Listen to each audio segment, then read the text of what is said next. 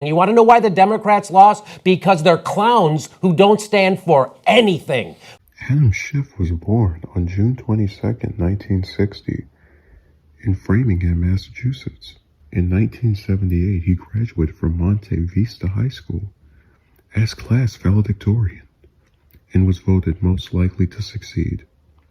Schiff graduated from Stanford University in 1982 with a Bachelor of Arts degree in political science, and 3 years later from Harvard Law School with a Juris Doctor.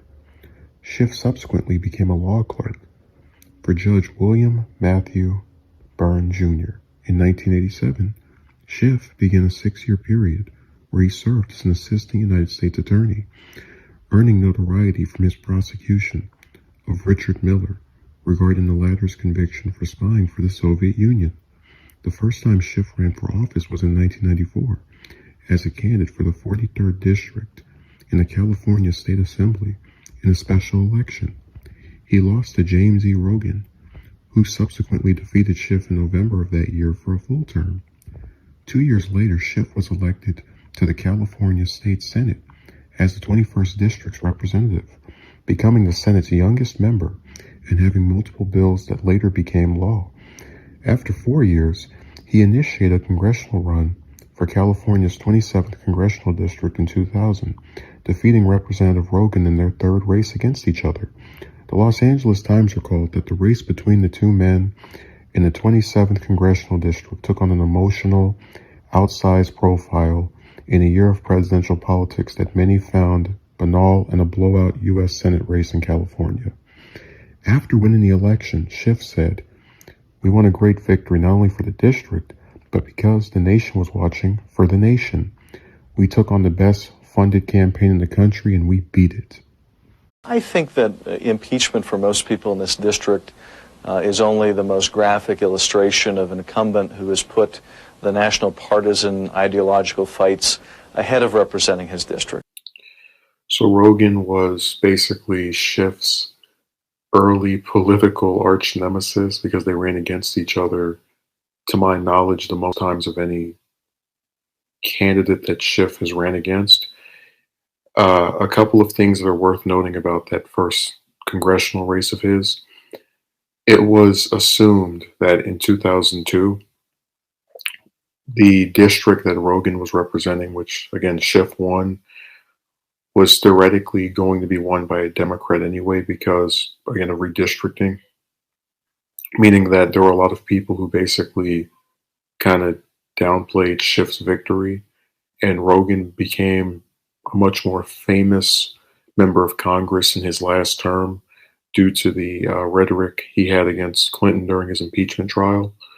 So you basically had this mostly unknown state senator in Schiff beating out some Republican harlot, some Republican figure who was rising on the national scene and was actually speculated to be planning to run for the Senate before he decided to have his ill-fated final House campaign.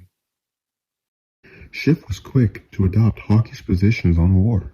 The September 2001 attacks took place during Schiff's first year as a representative, and he voted for the 2001 authorization for use of military forces against terrorists that has since become viewed as the legal justification for military actions since 9/11. He voted for the Patriot Act with the majority of representatives the following month. In 2003, he voted for the invasion of Iraq, though admitted he regretted the vote, and it has led to disastrous consequences. He also developed his tradition of voting for military budgets. By 2007, Schiff was troubled by the abuse of powers in the Patriot Act by the Federal Bureau of Investigation. In May of that year, Schiff voted for H.R. 2237, a measure that would conclude American combat presence in Iraq.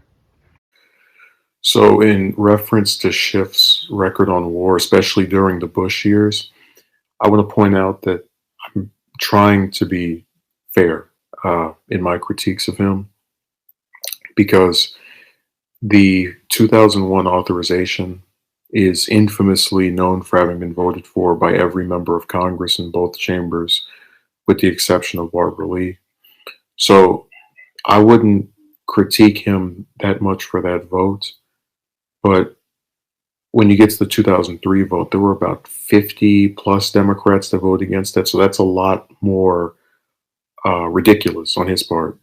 Now he does come out later and say, "Oh, I made a mistake voting to go over there," but it's too little, too late, and that's an often common theme with his views on international issues, where he'll vote one way for a conflict, and then after a series of years have passed, and it's no longer what his party wants to continue to do, he just skips over or changes his mind, and people will say, "Oh, that's because he evolved." No, it's because he, from almost the beginning of his tenure in the House, probably the entire time, was always just a politician who went along with whatever the rest of the party wanted. And when they no longer saw a majority of their members supporting staying in Iraq, which was around the time Obama took over, then he suddenly was against being over there as well. Senator Barack Obama won the 2008 presidential election, becoming the 44th United States president. Schiff was largely supportive of Obama throughout the entirety of his term, voting for the president's landmark legislation, the Affordable Care Act, later nicknamed Obamacare, and either voting in support or publicly stating his approval of the president's foreign policy. In June 2010, Schiff praised the UN for imposing sanctions on Iran and spoke of the need to redouble efforts to prevent Iran from acquiring nuclear weapons. In July 2011, Schiff called for regime change in Syria. Bashar al-Assad is a ruthless tyrant whose time has passed and who clings to power by only virtue of brutal force. Our role, and that of the international community, should be to work with Syrian opposition figures and others to advance a negotiated transition to a new Syrian government that will represent all Syrians and prevent the trading in of one set of thugs for another. In April 2014, Schiff and Congressman Walter Jones of North Carolina introduced the Targeted Lethal Force Transparency Act, which would require an annual report on the number of combatants and civilians killed or injured annually by strikes from remotely piloted aircraft, also known as drones. So I've made the case to a lot of people that Obama is not left-wing at all. He was right-wing Democrat. And the fact that Schiff was as supporting of him as he was kind of illustrates that same point. When you see the thing about Iran is so dangerous, and I'm so glad we've put sanctions on them. This was something that the Obama administration had done very early into its tenure during the first term. And, this was also carried out by the UN. I'd say probably the only dissenting foreign policy view that Schiff had in relation to Obama during the latter's presidency was the decision for the administration to back the UN security resolution that came about in December 2016, which condemned Israel for its illegal occupation of settlements. But other than that, it was just clear-cut bootlicking, supporting every conflict he was in. And again, this is the same person who, if Obama says, "Oh, let's get out of Iraq. Oh, it's finally time to get out of there, definitely," and then he goes back. We've been back there for now 6 years. Not a word on Schiff as to when we're going to get out.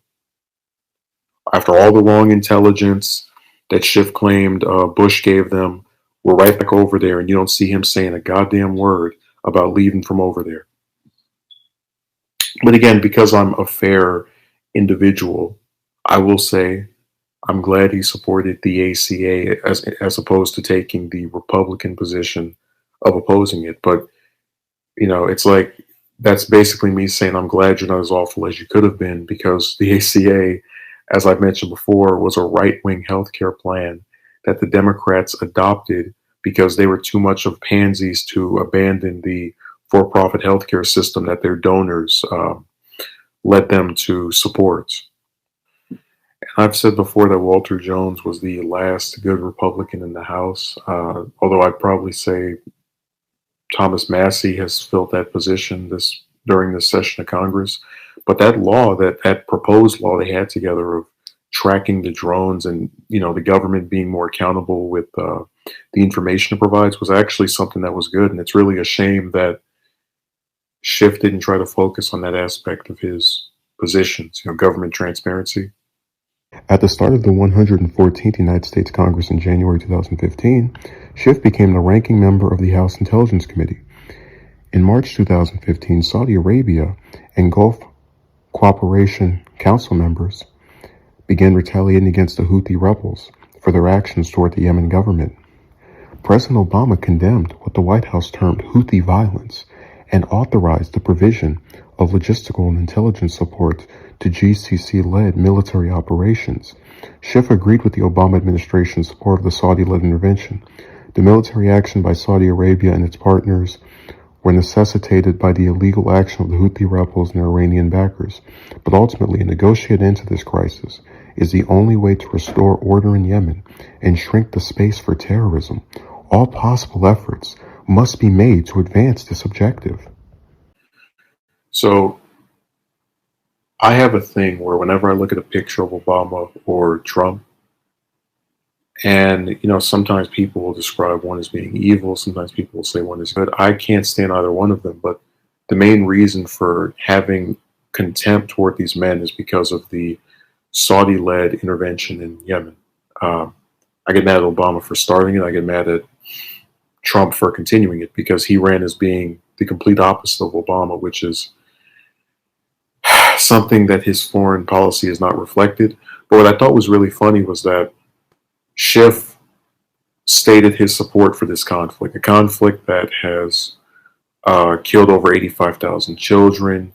It's been very destructive and just led to so many unneeded casualties because Saudi Arabia is butthurt that their friend government in Yemen got overthrown by the Houthi rebels, and they're trying to take revenge on all of the citizens. They don't care who they hit.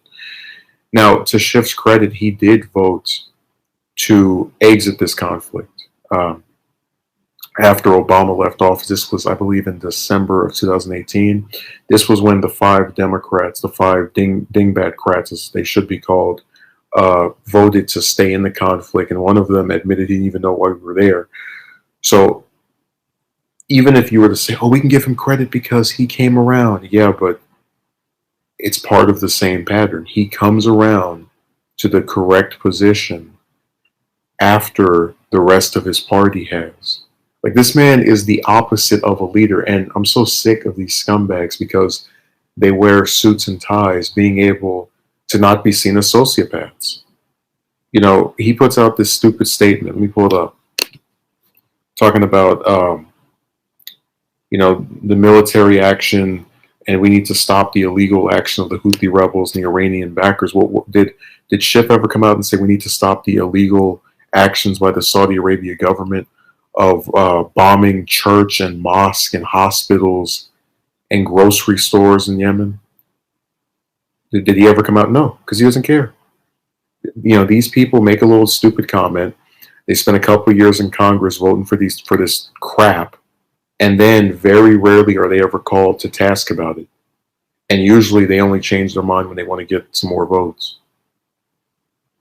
So this conflict just illustrates another reason of why Schiff is garbage, because he supported a literal genocide and only turned around when the president that came after the one that he spent 8 years licking the boots of decided to keep that same conflict going. I give credit to the World Socialist website. This is their text. They wrote, one might remind Schiff of what he had to say about Edward Snowden, the NSA contractor who in 2013 released documents showing that the NSA and other intelligence agencies had, in flagrant violation of the U.S. Constitution, spied on every single electronic communication transmitted by every American. In 2016, Schiff wrote a letter to President Barack Obama urging him not to pardon Edward Snowden, who perpetuated the largest and most damaging public disclosure of classified information in our nation's history. He concluded the U.S. government must hold him accountable for his actions. So during Trump's tenure, more specifically the period that led up to the impeachment, anyone might remember that there were a lot of Democrats who were getting up and grandstanding. We need to protect the whistleblower. We need to make sure that his identity isn't revealed, or their identity isn't revealed. And And to see Schiff trying to depict himself as this person who's concerned about those who come out with information that is credible to revealing some horrible activity being undertaken by the U.S. federal government, while we know that with Snowden he had this antagonistic opinion of him. It's literally Dr. Jekyll and Mr. Hyde. And again, it's not because he evolved and after Snowden he realized that he needs to treat whistleblowers like the heroes that they are. No, because this one happened to be working against a Republican president, so a president from the opposing party, and he changed his mind to go along with the change in party in the White House. So it was never about him being upset with, you know, how horrible Trump was doing stuff over how bad the stuff Obama was doing. It was all horrible. It's just because Trump wasn't from his party, he didn't have to bootlick and defend and villainize the whistleblower that time. That's why I said he's a snake. Just slithers around, and whenever his team is in charge, then he wants to, you know, act all high and mighty. In July 2016, after Republican presidential nominee Donald Trump invited Russia to look into Democratic candidate Hillary Clinton's emails during a press conference, Schiff stated, "It's really quite astounding. I think it is what happens when you nominate a reality TV performer to be the potential commander-in-chief. And what I find so unprecedented about this campaign is that usually people wait until they're in office to effectuate their policies and either do good or do damage. This candidate is affirmatively doing damage merely by running for office." Trump later won the November election, becoming the 45th United States president. After Trump took office, Schiff quickly experienced a growth in national presence. In March 2017, 3 months into Trump's term, the San Francisco Chronicle observed, "Schiff is emerging from relative obscurity to becoming a lead voice for Democrats in their opposition to the Trump administration, and that his increased profile had led to speculation that Schiff may be well suited to succeed California Senator Dianne Feinstein should she decide not to seek re-election next year." Schiff ultimately did not enter the 2018 Senate race, the outcome of which saw Feinstein re-elected to a 5th term. He did, however, become the chair of the House Intelligence Committee after Democrats secured a majority of House seats in the 2018 midterm elections. Trump pledged during his 2016 campaign to repeal the Affordable Care Act. Before Trump's inauguration, Schiff vowed to support the continued implementation of the ACA. In May 2017, Schiff voted against the American Health Care Act, a Republican alternative to the ACA that repealed the law's core elements and provided a new tax credit meant to assist Americans in buying coverage.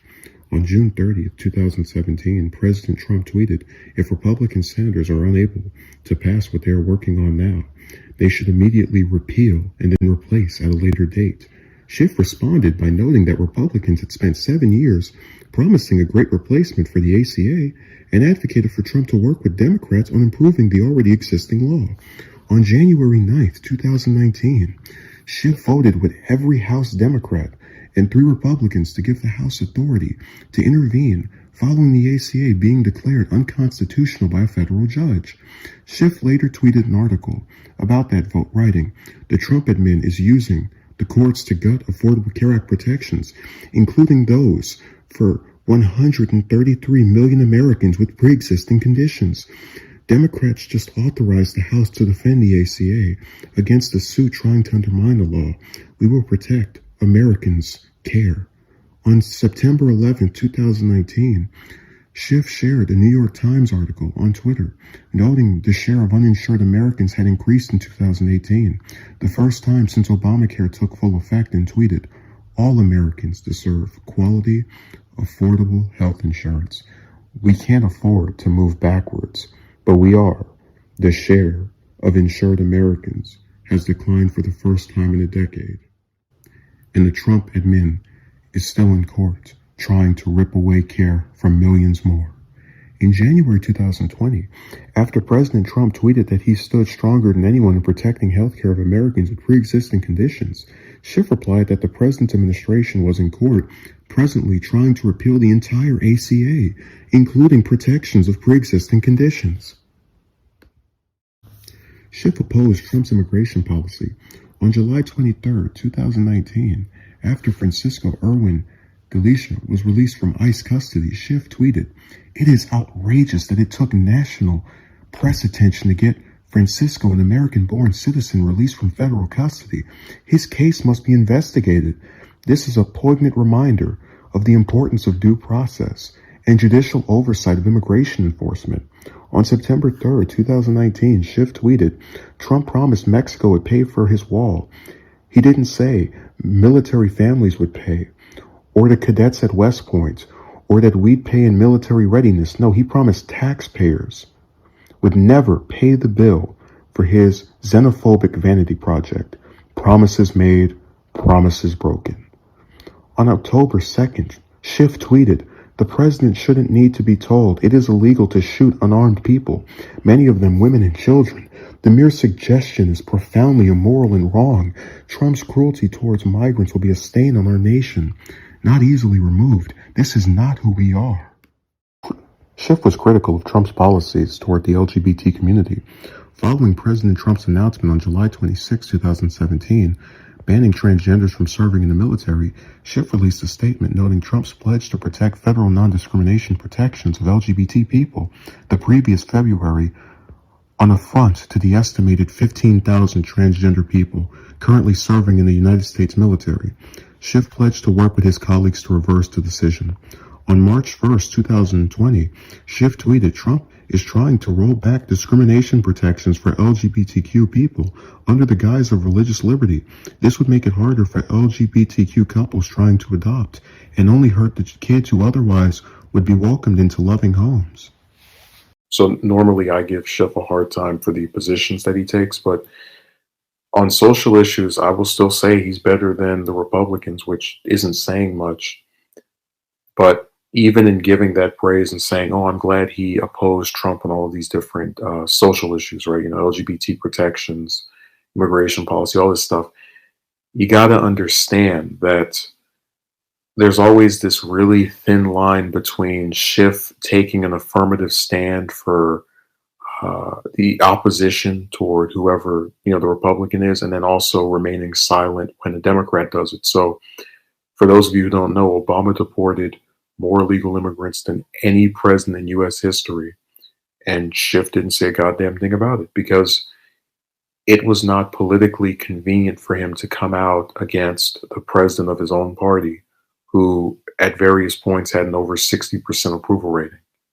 You know, that's why Mike Gravel said most politicians are cowards, because this man was so concerned about the rights of immigrants who are coming here for a better life. Then why didn't he get mad at the, you know, leader of the Democratic Party, the last Democratic president, who has the largest turnover, or rather number of deportations of illegal immigrants? And again, if he's so concerned about covering more people, why doesn't he just support single payer? And see, that's why Schiff is stupid, because it's a lot. See, the thing that people don't get about politicians is that when they say they support something, they can say they support something and know it's not going to happen, but still get the credit of backing that position. So, you know, single payer stands very little chance of passing in the House or Senate as things currently are. I'd say it has a better chance of passing in the House, but in the Senate, it's almost like a pipe dream, right? So Schiff could come out right now and say, "I back single payer. This covers the most people," but he won't do that because he wants to keep the for-profit healthcare system in place. President Trump entered office after Russian interference in the 2016 presidential election, and Schiff was among those critical of Russia for its intervention. On May 10, 2018, Schiff tweeted, "Russia sought to divide us by our race, our country of origin, our religion, and our politics. They attempted to hijack legitimate events meant to do good, teaching self-defense, providing legal aid, as well as those events meant to widen a rift. On July 27, 2019, in response to over 300 protesters being arrested in Moscow over what they termed to be unfair elections, Schiff tweeted, "Thousands took to the streets today in Moscow to demand democracy. Putin responded with arrest and violence. It's a reminder that there's nothing authoritarians fear more than the people. The United States must always stand with those seeking freedom." On February 22, 2020, President Trump tweeted, "Democrats in the great state of Nevada, which because of the economy, jobs, the military, and vets, I will win in November. Be careful of Russia, Russia, Russia. According to corrupt politician Adam Schiff, they are pushing for crazy Bernie Sanders to win. Vote." Days later, Schiff tweeted a New York Times article reporting that President Trump had accused him of leaking intelligence on Russian interference in the 2020 election, and wrote, "The biggest threat to our elections is a president who welcomes foreign help. But the biggest danger to our democracy is a president who lies constantly. I don't discuss classified briefings, but you don't need a clearance to see how Trump endangers everything we hold dear." Man, I gotta tell you, when I read all this stuff Schiff said about Russia and how they tried to interfere with our elections, I really take him as someone that cares a lot about countries having the right to determine who their own leaders are. And, he strikes me as someone that's really worried about whether a country gets to pick who is in charge of it and if that's only decided by elections. Oh, wait a second. He's the same guy who stood silent while his party leader and leadership actually in both parties supported a regime change clown taken over in Venezuela. So this is another point I was making of how these people say these things and then they sound good, right? Oh man, he's serious. Russia better never mess with us again. But wait a minute, idiot, you're part of the same party. And admittedly, it's both of them doing this with the exception of a couple of members that wanted regime change in a country, and your excuse for trying to tell them who their president would be was that you didn't like the current one. So again, the Russia rhetoric, yeah, sure, it sounds strong, but look who it's coming from. Shifty Shift. Schiff continued his aggressive policy toward North Korea. In April 2017, during a CBS The Morning interview, Schiff stated that North Korea would probably be the most serious national security crisis of Trump's first term. In June 2018, President Trump and Kim Jong-un held a summit. In a statement, Schiff remarked, "Kim's appearance as the equal to the U.S. president amounts to a propaganda coup of massive proportions, validating the regime's headlong pursuit of nuclear weapons and ICBMs. Finally, Kim won a dangerous concession by President Trump to halt joint military exercises on the peninsula, meaning our military forces will be less prepared and ready to respond to a potential conflict." On February 9, 2019, Schiff tweeted, "All countries do psychological profiles of other foreign leaders to determine how they can be manipulated. North Korea may have determined that if they flatter Trump, they can achieve normalization of relations and easing of sanctions without denuclearization." Later that month, Schiff, along with Chair of House Armed Services Committee Adam Smith and Chair of the House Foreign Affairs Committee Eliot Engel, wrote a letter to President Trump asserting that their ability to conduct oversight of U.S. policy toward North Korea on behalf of the American people had been curtailed by his administration's refusal to share information with Congress.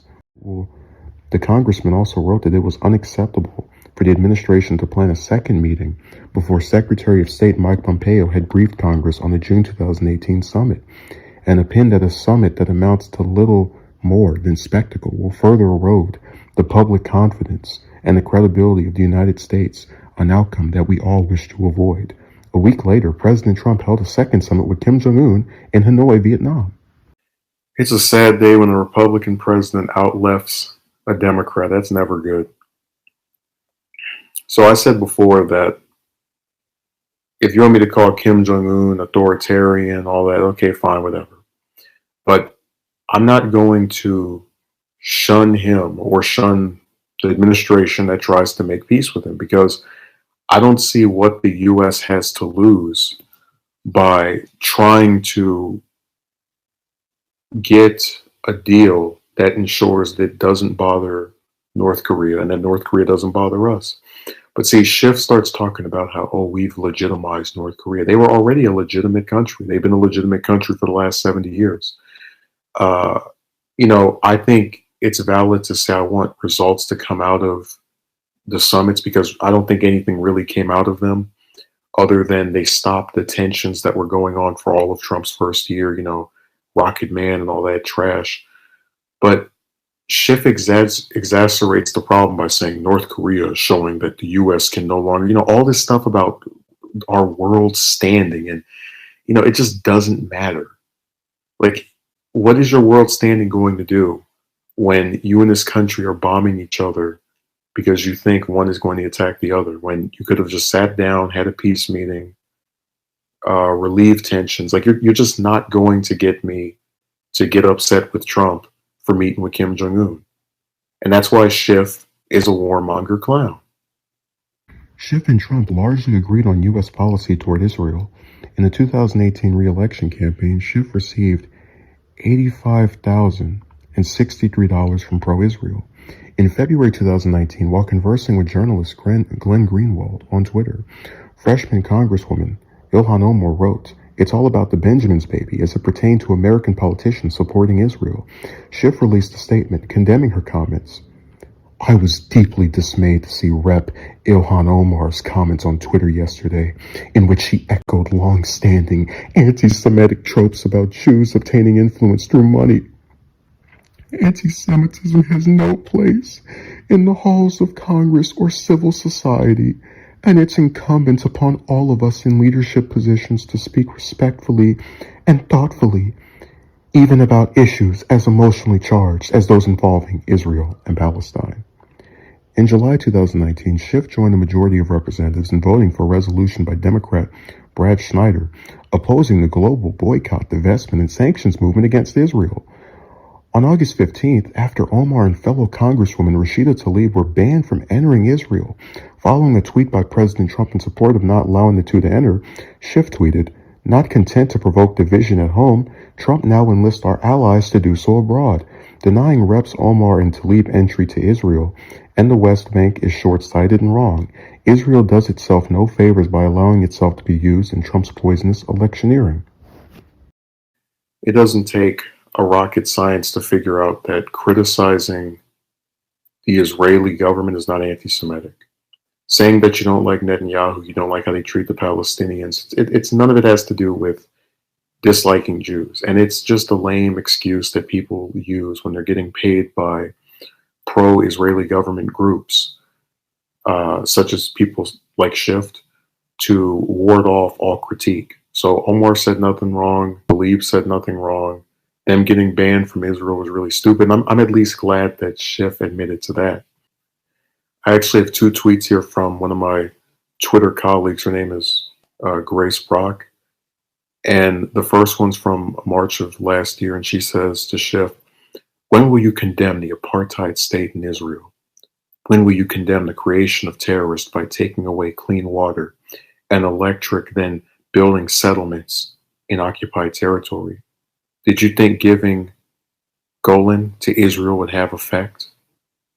And the second one is actually in response to when Schiff came out in defense of Omar and Tlaib, which again, I would say is good, but she was responding to just to give context to the part where Schiff was basically getting upset with Trump for encouraging Netanyahu to ban those two by writing, "Israel's an apartheid state.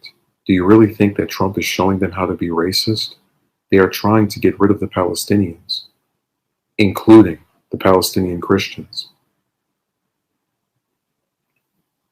Basically saying that, you can get mad at Trump, but they were always this way. He's just trying to get them to do something that he wants them to do this time around. Schiff really has wasted potential because I arrived at the conclusion that the only people who could criticize Israel and not be smeared beyond belief are Jews. So he could have easily joined with Sanders and talked about the illegal settlements, talked about the Gaza Strip, talk about the need to implement the Oslo Accords that Yitzhak Rabin was behind. Just he could have really positioned himself in favor. Because remember, his whole thing is, oh yes, Israel's one of our allies. Well, if it's one of your allies, why allow a right-wing government to make it look demonic in how it treats Palestinians? Like, it just makes no sense until you realize, oh, wait a second, he has over $80,000 financing his perspective. And by the way, on that Open Secrets website, one section said it was 87,000, one section said it was 85,000. I just picked whichever one. I'm going to just say it's at least 85,000. In 2017 and 2018, President Trump ordered airstrikes in Syria. Schiff and Democratic Senator from Virginia, Tim Kaine, wrote letters to the president asking for his legal justification for the strikes in both instances.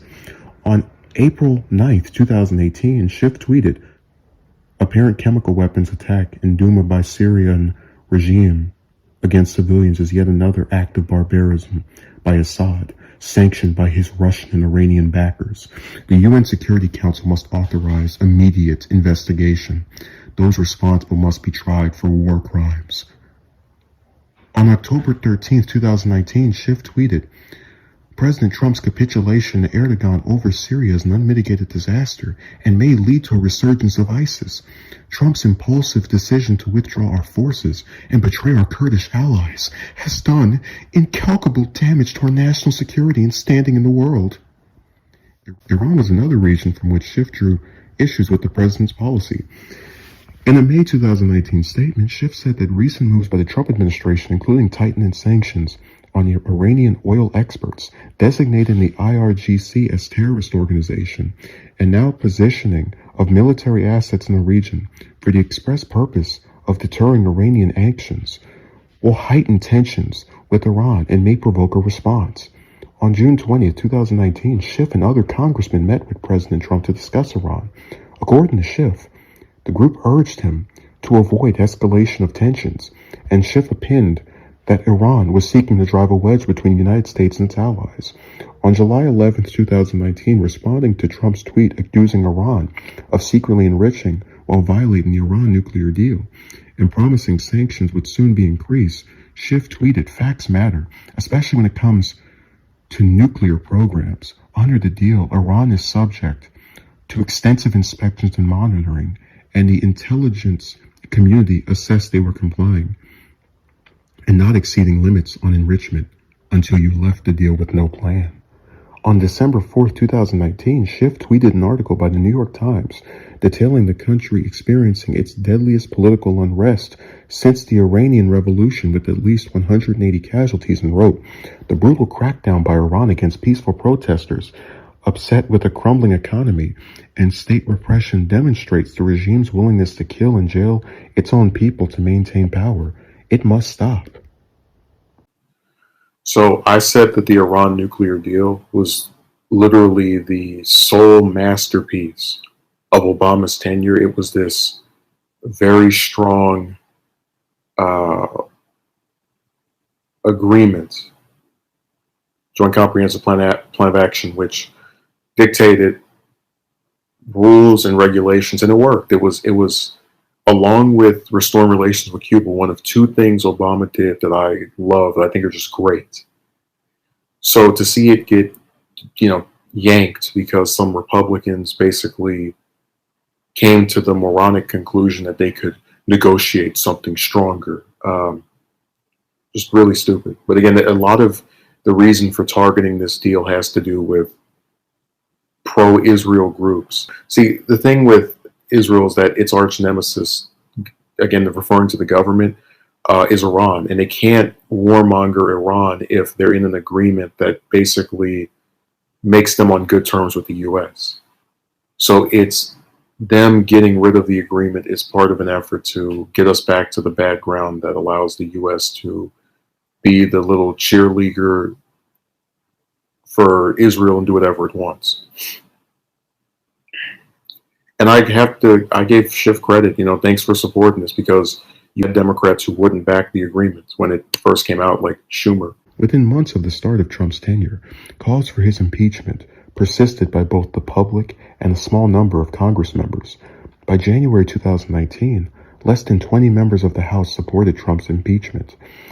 In April 2019, a redacted version of the Mueller report was released to the public, revealing that the prevailing evidence did not establish the 2016 Trump campaign to have conspired or coordinated with Russian interference, despite Trump and his campaign encouraging interference by Russia for what they believed would be their political benefit.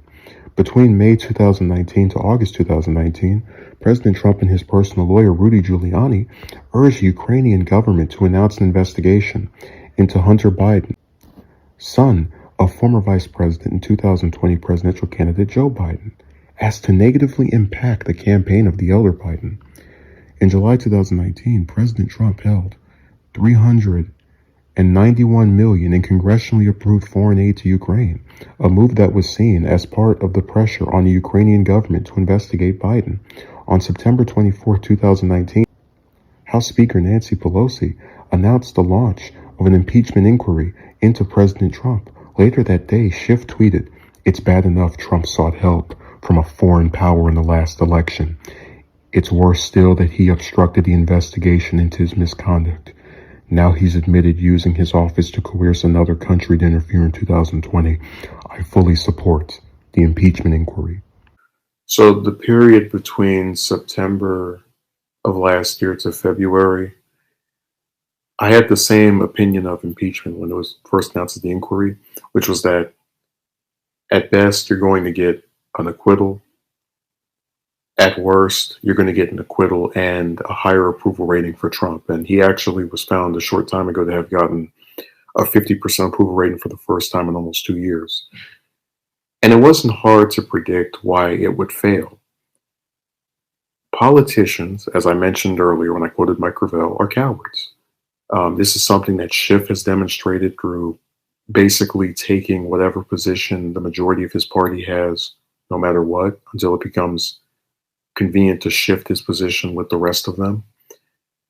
And this is why, no matter how much evidence Schiff and the rest of the Democlowns showed, Trump was never going to get removed from office.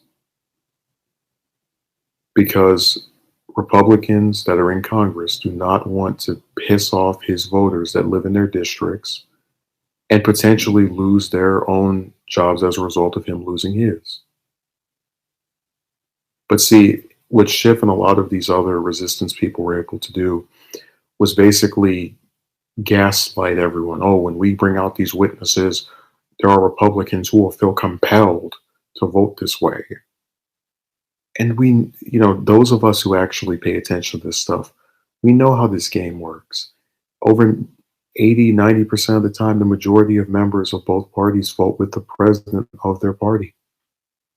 So it was just this enormous waste of time, grandstanding nonsense crap that unfortunately was allowed to proceed by the Democrats in the House. On September 30th, President Trump accused Schiff of treason in a tweet. Rep. Adam Schiff illegally made up a fake and terrible statement, pretending it to be mine, as the most important part of my call to the Ukrainian president, and read it aloud to Congress and the American people. It bore no relationship to what I said on the call. Arrest for treason? International affairs scholar Stefan Zunis observed. Schiff's record on foreign policy, civil liberties, human rights, and other key issues has often put him more in line with Republicans than with liberal Democrats. It is ironic, therefore, that Trump and the Republicans are portraying him as some kind of left-winger. On November 25th, Schiff published a letter announcing the next step toward impeachment would be taken when an impeachment inquiry committee report was delivered to the House Judiciary Committee. President Trump was impeached in the House of Representatives on December 18, 2019, becoming the third president in U.S. history after Andrew Johnson and Bill Clinton to be impeached. Schiff delivered an address in support of the impeachment ahead of voting for it. I thank my colleague, Chairman Nadler. I thank him for the extraordinary job that he has done as chairman of the Judiciary Committee and throughout these difficult proceedings. Madam Speaker, my colleagues, my fellow Americans, I rise to support the impeachment of President Donald J. Trump. When a man, unprincipled in private life, desperate in his fortune, bold in his temper, possessed of considerable talents, having the advantage of military habits, despotic in his ordinary demeanor, known to have scoffed in private at the principles of liberty, when such a man is seen to mount the hobby horse of popularity, to join in the cry of danger to liberty, to take every opportunity of embarrassing the government, the general government, and bringing it under suspicion, to flatter and fall in with all the nonsense of the zealots of the day, it may justly be suspected that his object is to throw things into confusion, that he may ride the storm and direct the whirlwind. These are the words of Alexander Hamilton, written in 1792. Could we find a more perfect description of the present danger emanating from 1600 Pennsylvania Avenue? The framers crafted a constitution that contemplated free and fair elections for the highest office in the land, but also afforded the Congress with the power to remove a president who abused the powers of his office for personal gain, who compromised the public trust by betraying our nation's security, or who sought to undermine our democratic system by seeking foreign intervention in the conduct of our elections. I would say that the founders could have little imagined that a single president might have done all of these things, except that the evidence has sadly proved this is exactly what this president has done. Hamilton, among others, seems to have predicted the rise of Donald Trump with a staggering prescience. Having won freedom from a king, the drafters of our Constitution designed a government in which ambition was made to check ambition, in which no branch of government would predominate over another, and no man would be allowed to be above the law, including the president, especially the president, since with whom would the danger be greater than with the officer charged with being our commander-in-chief?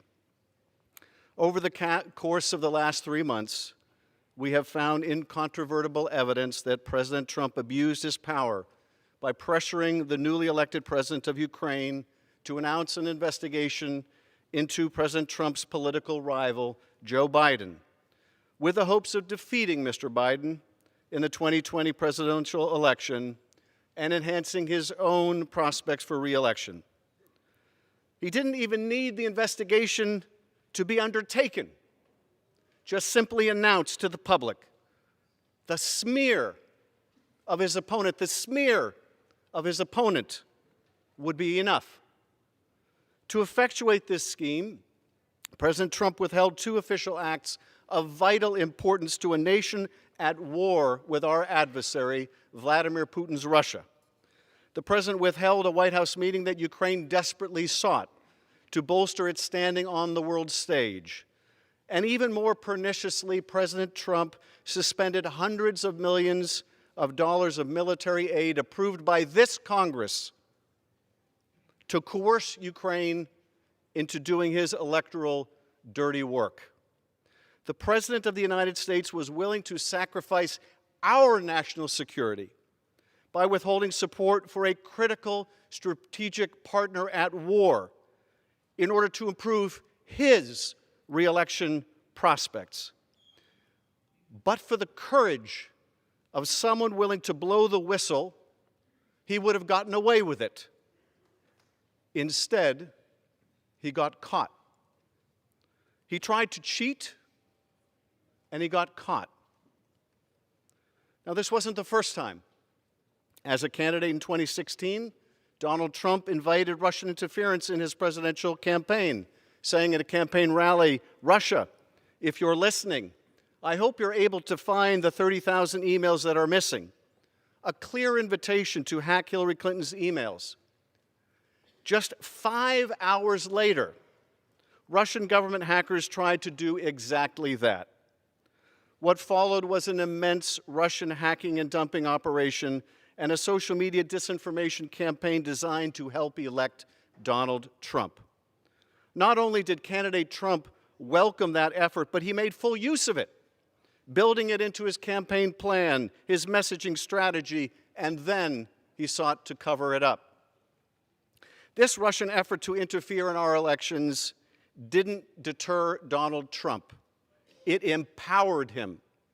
The day after Special Counsel Bob Mueller testified before Congress about Russia's sweeping and systemic effort to influence the outcome of our last election, the day after President Trump believed that the investigation into his first electoral misconduct had come to an end, the president was back on the phone urging yet another country, this time Ukraine, to help him cheat in another election.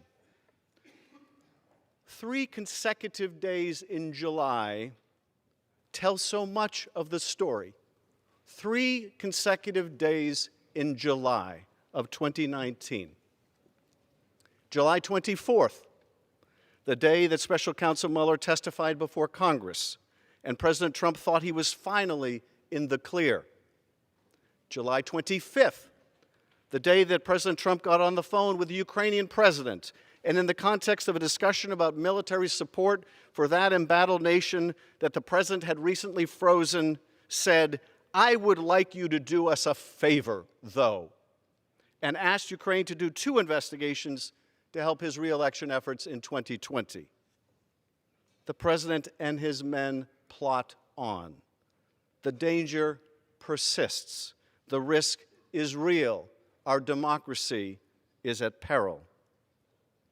But we are not without a remedy prescribed by the founders for just these circumstances: impeachment.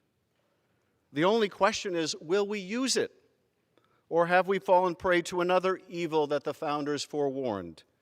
The excess of factionalism, the elevation of party over country. Many of my colleagues appeared to have made their choice to protect the president, to enable him to be above the law, to empower this president to cheat again, as long as it is in the service of their party and their power. They've made their choice, despite this president and the White House stonewalling every subpoena, every request for witnesses and testimony from this co-equal branch of government. They have made their choice, knowing that to allow this president to obstruct Congress will empower him and any other president that follows to be as corrupt, as negligent, or as abusive of the power of the presidency as they choose. They have made their choice, and I believe they will rue the day that they did. When Donald J. Trump was sworn in on January 20th, 2017, he repeated these words: "I do solemnly swear that I will faithfully execute the office of the President of the United States and will, to the best of my ability, preserve, protect, and defend the Constitution of the United States." Has he lived up to that sacred obligation? Has he honored his oath of office? Has he preserved, protected, and defended the Constitution of the United States? The uncontested evidence provides the simple yet tragic answer: he has not. In America, no one is above the law. Donald J. Trump sacrificed our national security in an effort to cheat in the next election. And for that, and his continued efforts to seek foreign interference in our elections, he must be impeached. For it. On January 15th, Speaker Pelosi named Schiff the lead impeachment manager, a position that placed him in charge of 7 House members presenting the impeachment case against President Trump to the United States Senate. On January 26, President Trump tweeted, "Shifty Adam Schiff is a corrupt politician and probably a very sick man. He has not paid the price yet for what he has done to our country." In an interview with Meet the Press, Schiff characterized the tweets as a threat, and White House Press Secretary Stephanie Grissom responded by defending President Trump as a counterpuncher, and that she believed the tweets meant that Schiff had not paid a price with voters. On February 5th, President Trump was acquitted by the United States Senate, with one Republican senator, Mitt Romney of Utah, voting to convict Trump of abuse of power. In response, Schiff tweeted, "The House proved overwhelmingly that the president abused his power. Now the verdict is in. One Republican senator had the courage to do impartial justice, to put country over party, and vindicate the founders' faith in self-governance, and show us right still matters." There is this misconception by people who call themselves part of the resistance that those of us who opposed Trump getting impeached were supporters of his, that we liked him. And it's really sad because I just mentioned, Schiff being right to oppose him on domestic policy. And I do that because I try to look at things without the prism of emotion.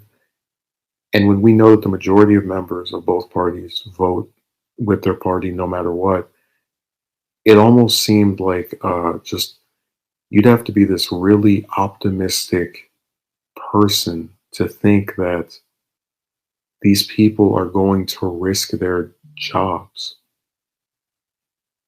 over some proof that you say you have. And I said before, I don't dispute that Trump tried to use Ukraine to get back at Biden. I don't dispute the Mueller report found him to have encouraged Russian interference. But as long as the voters support him, he has an over 90% approval rating within his own party, it doesn't really matter at all. Because if the people determine that that stuff does not affect them more than what they perceive him to be doing in his regular position as president, then it's not going to actually make any kind of difference. Now, if Trump had a 20, 30% approval rating, you might have actually seen a couple of those Republicans vote to get rid of him. But yeah, you had Schiff go and say, "I'm so glad Romney at least showed that right still matters." But right doesn't matter. What matters is public perception. And if public perception tells right to go take a hike, it's going to be gotten rid of.